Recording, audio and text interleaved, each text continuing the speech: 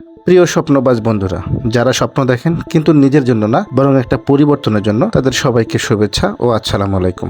বাংলাদেশে বর্তমানে crowd funding নিয়ে নানা ধরনের আলোচনা ও সমালোচনা চলছে। সাম্প্রতিক কিছু প্রতারণার ঘটনার পর অনেকেই পুরো ক্রাউড ফান্ডিং ব্যবস্থাকেই দায়ী করার চেষ্টা করছেন। আবার কেহ কেহ ক্রাউড ফান্ডিংকে নিয়ন্ত্রণ করার জন্য বিভিন্ন সামাজিক মাধ্যমে নিজেদের মতামত ব্যক্ত করছেন। তবে এখানে একটি গুরুত্বপূর্ণ প্রশ্ন উঠে আসে, এই সমালোচনাগুলো কতটা বাস্তবসম্মত আর কতটা উদ্দেশ্য প্রণোদিত। কারণ বাস্তবতা হলো, যদি ক্রাউড ফান্ডিং একটি শক্তিশালী ও প্রতিষ্ঠিত অর্থনৈতিক মডেল হিসেবে দাঁড়িয়ে যায়, তাহলে এটি বড় বড় বিনিয়োগকারী বা ক্যাপিটালিস্টদের একচেটিয়া প্রভাবকে কিছুটা হলেও চ্যালেঞ্জ করতে পারে। আর সেখান থেকেই হয়তো কিছু পরিবর্তন ও সমালোচনার জন্ম হচ্ছে।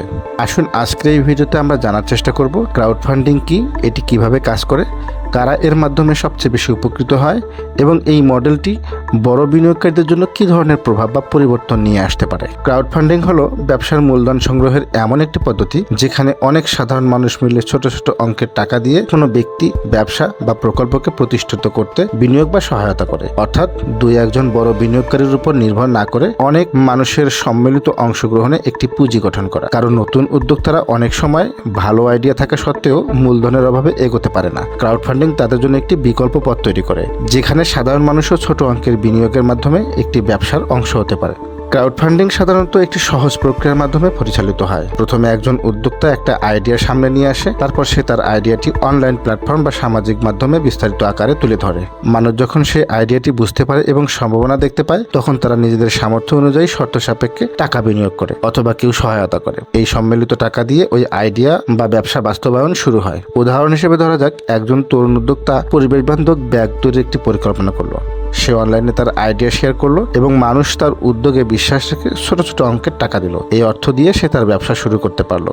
ক্রাউড ফান্ডিং মূলত তাদের জন্য সবচেয়ে বেশি উপকারী যাদের কাছে ভালো আইডিয়া আছে কিন্তু পর্যাপ্ত পুঁজি নেই। নতুন উদ্যোক্তারা এই পদ্ধতিতে পুঁজি সংগ্রহ করে সহজে তাদের ব্যবসা শুরু করতে পারে। ছোট ব্যবসায়ীরা ব্যাংক লোন ছাড়াই নিজেদের উদ্যোগ বিস্তৃত করতে পারে। এছাড়া সৃজনশীল মানুষ যেমন লেখক, ইউটিউবার বা চলচ্চিত্র নির্মাতারা তাদের কাজের জন্য অর্থ সংগ্রহ করতে পারে। একইভাবে চিকিৎসা, শিক্ষা ও দাতব্য কাজের মতো সামাজিক উদ্যোগেও এটি গুরুত্বপূর্ণ ভূমিকা রাখে। এখানেই মূল প্রশ্নটি আসে, ক্রাউড ফান্ডিং বড় বিনিয়োগকারীদের জন্য কি ধরনের চ্যালেঞ্জ তৈরি করে। প্রথমত, এটি তাদের জন্য একচেটিয়া নিয়ন্ত্রণ কিছুটা কমিয়ে দেয়। আগে বড় বিনিয়োগকারী ছাড়া নতুন ব্যবসা শুরু করা কঠিন ছিল, কিন্তু এখন সাধারণ মানুষের বিনিয়োগ দিয়েই শুরু করা সম্ভব হচ্ছে। দ্বিতীয়ত, বাজারে প্রতিযোগিতা বাড়ে।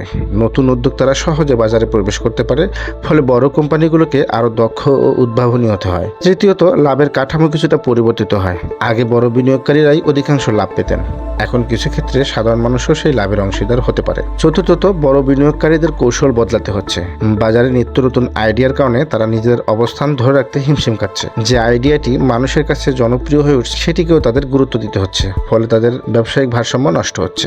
ক্রাউড ফান্ডিং নিয়ে যে সমালোচনা হচ্ছে তা সবসময় শুধুমাত্র প্রতারণার কারণে হচ্ছে এমনটা বলা যায় না। এর পিছনে অর্থনৈতিক স্বার্থও থাকতে পারে, কারণ এই মডেলটি বড় বিনিয়োগকারীদের একচেটিয়া ক্ষমতায় কিছুটা পরিবর্তন আনতে পারে। আগে যেখানে সিদ্ধান্ত গ্রহণ এবং বিনিয়োগকারীদের সুযোগ মূলত বড় পুঁজিপতিদের হাতে সীমাবদ্ধ ছিল, এখন সেখানে সাধারণ মানুষের প্রভাব ধীরে ধীরে বাড়ছে। ক্রাউড ফান্ডিং এর মাধ্যমে বিনিয়োগের সুযোগ সবার জন্য উন্মুক্ত হচ্ছে, ফলে মধ্যবিত্ত শ্রেণীর বিনিয়োগকারীর সংখ্যাও বাড়তে পারে। এর ফলে সম্পদের বণ্টন কিছুটা হলেও ভারসাম্যপূর্ণ হওয়ার সম্ভাবনা তৈরি হয়। অর্থাৎ আগে যেখানে অর্থনৈতিক ক্ষমতা প্রধানত বড় পুঁজিপতিদের হাতে কেন্দ্রীভূত ছিল, এখন তা আংশিকভাবে হলেও সাধারণ মানুষের দিকেও সরে আসছে, যা একটি নতুন অর্থনৈতিক পরিবর্তনের ইঙ্গিত দেয়। ক্রাউড ফান্ডিং একটি সম্ভাবনাময় ব্যবস্থা হলেও এটি ব্যবহার করার ক্ষেত্রে আমাদের সচেতন হওয়া খুবই গুরুত্বপূর্ণ। কোনো উদ্যোগে অর্থ দেওয়ার আগে ভালোভাবে যাচাই করা, তথ্য বোঝা এবং দায়িত্বশীলভাবে সিদ্ধান্ত নেওয়া প্রয়োজন। তবে সঠিকভাবে ব্যবহার করতে পারলে ক্রাউড ফান্ডিং আমাদের দেশে নতুন উদ্যোক্তা তৈরি, কর্মসংস্থান বৃদ্ধি এবং অর্থনৈতিক উন্নয়নে বড় ভূমিকা রাখতে পারে। তাই সচেতন থাকুন, তথ্যভিত্তিক সিদ্ধান্ত নিন এবং